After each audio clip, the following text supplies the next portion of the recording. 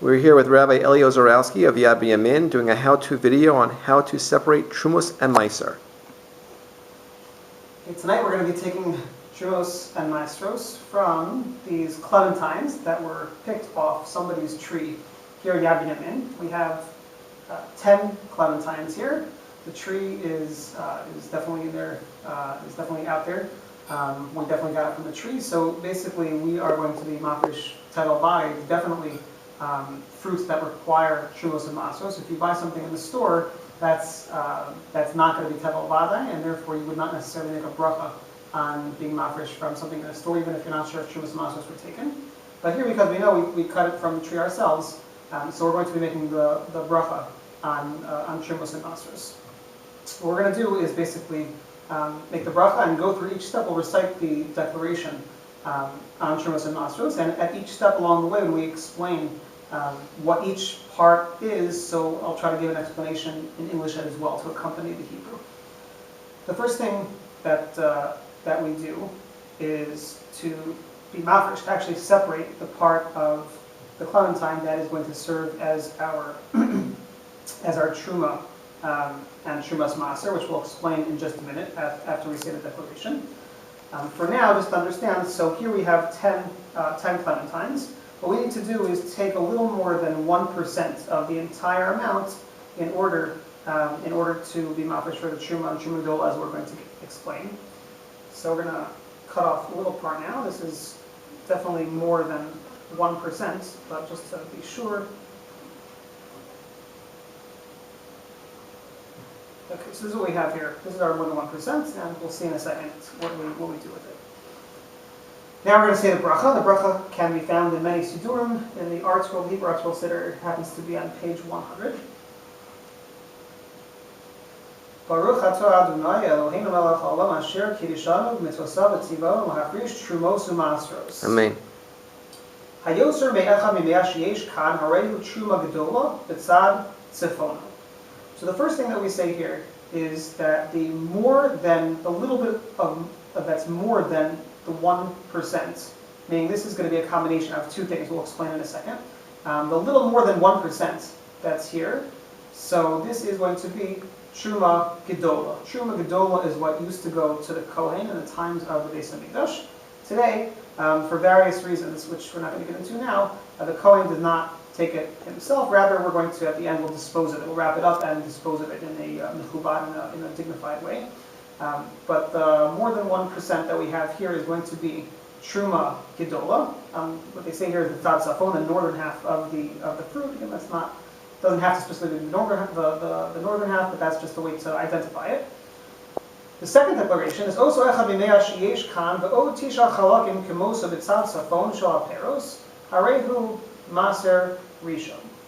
So now the rest of the 100th, which is left in the piece, meaning now we have two parts here. We have the little more than the 1/100, a little more than 1%, and the actual 1% itself. So the little more than 1% we said before is already Truma Gedola.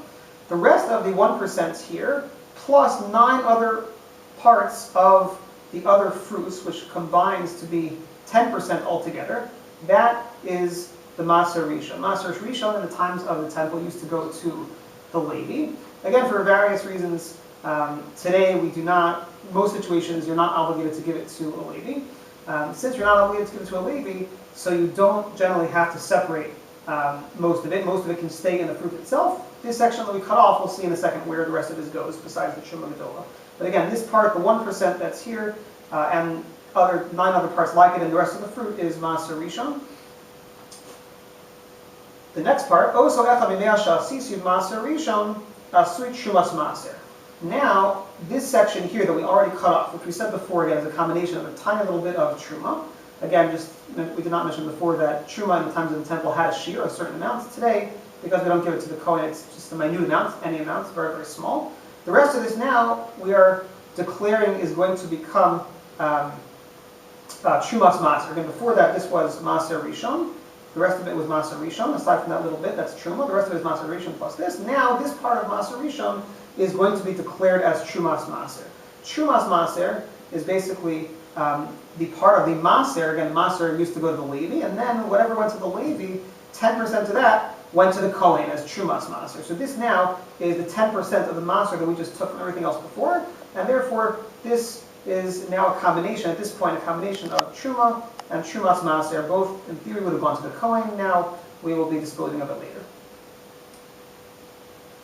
Maser Sheni B'Dromo, we said before, we'll say it now, that the Maser Sheni is going to go to be on the bottom of each part of the fruit. So we'll have a bracha in just a second, which we'll explain a little bit more. But at this point, what we're doing now, we are declaring, before we said the Maser Rishon was on the top, and now we're saying that the Maser Sheni is going to be on the bottom. Maser Sheni, after you've taken the Truma and the Maser Rishon, Maser Sheni is another 10%, which is designated to be used by the owner. In the times of the temple, it used to be done is they would take Maser Sheni and bring it, either the fruit, or they would redeem it, which we'll get to in a minute, but they would bring the fruit perhaps to Yerushalayim, and then be able to eat the fruit, have to eat the fruit really, in Yerushalayim. So what we're declaring now is the rest of the fruit, the 10% at the bottom of each part of the fruit, is Maser Sheni. And what we're going to do in just a moment is to redeem the Maser Sheni, meaning instead of bringing it to Yerushalayim, because we can't, today Yerushalayim does not have a halachic status of Yerushalayim when it comes to Shumos and Masros. Instead, we're going to redeem the holiness, the Kedusha of the Maser Sheni on a coin. Now that we have the Kedusha of Maser Sheni on part of these fruits, now we're going to recite a bracha and redeem that the holiness of the Maser Sheni onto a coin. This bracha is only recited, again, as we said before, with Truma, only recited if it's Tevel Vadai. Now, because this is Tevel Vadai, we're going to recite the bracha. The other point that is important to mention is that Maser Sheni is only recited in certain years of the 7-year cycle.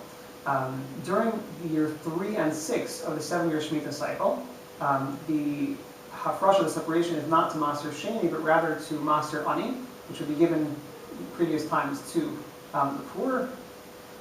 Today, again, this fruit is from the previous year. The previous year was a Maser Sheni year, so we don't have to get into questions of Maser Ani. In cases where you're not sure whether it's from Maser Sheni or Maser Ani year, so the halacha is that you should mention both. And this appears as well in the Art Scroll Siddur and most of the other Siddurim. If you're not sure if it might be from Maser Ani year, then it should be Maser Ani. But again, we know that it's from Maser Sheni, so therefore we said already right now that it's Maser Sheni, and we're going to be Poda the Maser Sheni at this time.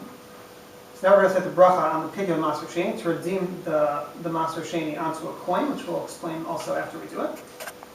Baruch atah Adonai Eloheinu melech haolam asher kishav v'tzasav v'tzivanu al pidyon Maser Sheni. Amen. HaMaser Sheni l'chulol al pruta v'matbea hamiyuchad l'chavei beit hakneset hakibati l'chilul zeh.